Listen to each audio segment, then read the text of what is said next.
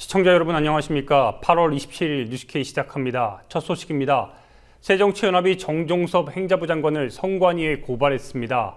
총선 필승 건배사가 선거법을 위반했다는 건데 정종섭 장관뿐 아니라 최경환 경제부총리 역시 총선 도움 발언 논란이 되고 있습니다. 남이 하면 불륜, 자신이 하면 로맨스. 새누리당의 반응은 이번에도 다르지 않았습니다. 안은필 기자와 함께 자세히 알아보겠습니다. 안녕하세요. 네, 새정치민주연합이 총선 필승 건배사 논란을 일으킨 정종섭 행자부 장관을 선관위에 고발했죠. 새정치연합은 오늘 정종섭 행정자치부 장관과 최경환 경제부총리 겸 기획재정부 장관을 중앙선관위에 고발했습니다. 새정치연합은 선관위에 보낸 조사 의뢰서에서 최근 새누리당 연찬회에 참석한 정종섭 장관의 총선 필승 발언과 최경환 경제부총리의 내년에는 잠재 성장률 수준인 3% 중반 정도로 복귀할 수 있도록 해 여러 가지 당의 총선 일정 등에 도움이 되도록 하겠다는 발언에 대해서 철저히 조사해달라고 밝혔습니다. 공직선거법 제9조 1항 선거 중립 의무와 85조 1항 공무원 선거 관여 금지 등을 위반했다는 이유입니다. 새정치연합은 또한 현안 브리핑을 통해 청와대가 입장을 밝혀야 한다고 주장하기도 했는데요. 직접 들어보시겠습니다. 다름 아닙니다. 이런 중차대한 문제에 대해서 대통령은 물론 청와대가 입을 닫고 침묵하는 것은 정말 무책임합니다. 관권 선거에 대한 미련을 드러내는 것으로 볼 수밖에 없습니다. 새정치연합은 선관위 고발에 이어 정 장관과 최 부총리에 대한 탄핵 소추안, 해임 건의안, 검찰 고발 등 가능한 법적 절차도 검토하고 있다고 덧붙였습니다. 네, 이런 야당의 비판이 이제 점점 심해지고 있는데 이런 가운데 최경환 경제부총리 역시 또 다시 한번 뭔가 선거 개입성 발언을 했다고 하던데요. 최 부총리는 오늘 새누리당과 내년도 예산안 논의를 위한 당정 협의를 가졌는데요. 이 자리에서 또다시 부적절한 발언을 해 논란이 확산되고 있습니다. 최 부총리는 내년 예산은 지난 추경으로 형성된 경제 회복의 모멘텀이 유지될 수 있도록 재정 건전성을 크게 훼손하지 않는 범위에서 재정을 확장적으로 했다며 새누리당에서 제시하는 구체적 민생경제 현안들은 정부 예산안에 최대한 반영하겠다고 말했습니다. 최 부총리는 더구나 복지 지출의 낭비를 줄이고 사회 간접 자본 예산, 즉 SOC 예산은 공공과 민간 투자를 포함해 전체 규모가 늘 수 있도록 하겠다며 대표적 총선용 공약이라 할 수 있는 SOC 예산의 확대를 강조했습니다. 최근 새누리당 연찬회에서 내년 경제 성장률을 높여 당의 총선에 도움이 되겠다고 말한 것에 이어서 새누리당이 제시하는 안들을 예산에 최대한 반영하겠다며 총선 도움의 구체적 실천 방안을 밝힌 셈입니다. 최 부총리가 야당의 선거 개입 지적에도 불구하고 자중하기는커녕 논란을 더 키우고 있는 모양새입니다. 네, 일단 정종섭 장관의 이런 발언에 대해서 새누리당 지도부 역시 부적절하다는 점은 인정하고 있는데 하지만 추가 조치는 필요치 않다고 이렇게 밝혔다고요? 그렇습니다. 김무성 새누리당 대표는 오늘 정 장관의 발언에 대해 잘못된 것이다 라고 하면서도 굳이 변명을 해보자면 정 장관이 총선 필승의 주체로 새누리당이라는 말은 안 했다고 말했습니다. 선관위 고발에 이어 추가적인 법적 대응까지 준비하겠다는 새정치연합과 달리 정 장관의 발언을 크게 문제 삼지 않겠다는 취지입니다. 원유철 원내대표도 오늘 라디오 인터뷰에서 선거의 주무장관으로서 여러 가지로 적절치 않은 표현이었다면서도 덕담 수준으로 한 것이라고 해명했습니다.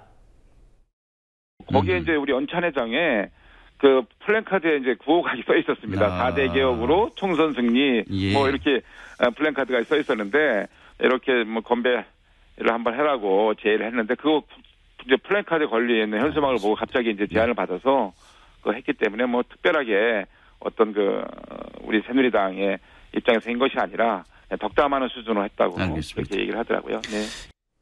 평화방송 라디오와 인터뷰를 한 홍일표 새누리당 의원도 요즘에 관권 선거라는 건 있을 수 없는 일이라며 야당의 문제 제기가 정치 공세적인 측면도 있다고 생각한다고 말했습니다. 네, 다른 소식도 한번 알아보겠습니다. 오늘 국회에서 이기택 대법관 후보자 인사청문회가 열렸다고 하던데요. 네, 전해주시죠. 예, 오늘 국회는 이기택 대법관 후보자에 대한 인사청문 특별위원회를 열고 후보 검증에 나섰습니다. 주로 이 후보자의 병역 면제와 주식 투자로 인한 수익 등 개인 신상에 대한 의혹이 제기됐고, 한편으론 대법관의 다양성에 대한 질문과 답변이 오갔습니다.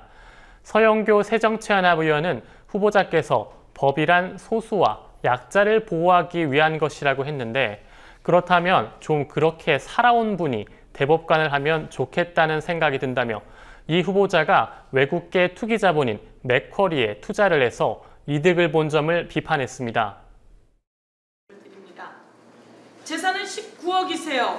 그런데 우리가 또 논란이 되는 것은 그거죠. 저 화면에 보이듯이 투기 자본, 특혜 자본, 그리고 국민의 세금을 먹는 하마다라고 하는 맥쿼리에 투자를 했습니다. 그래서 그 투자 이익을 2억이나 얻으셨습니다.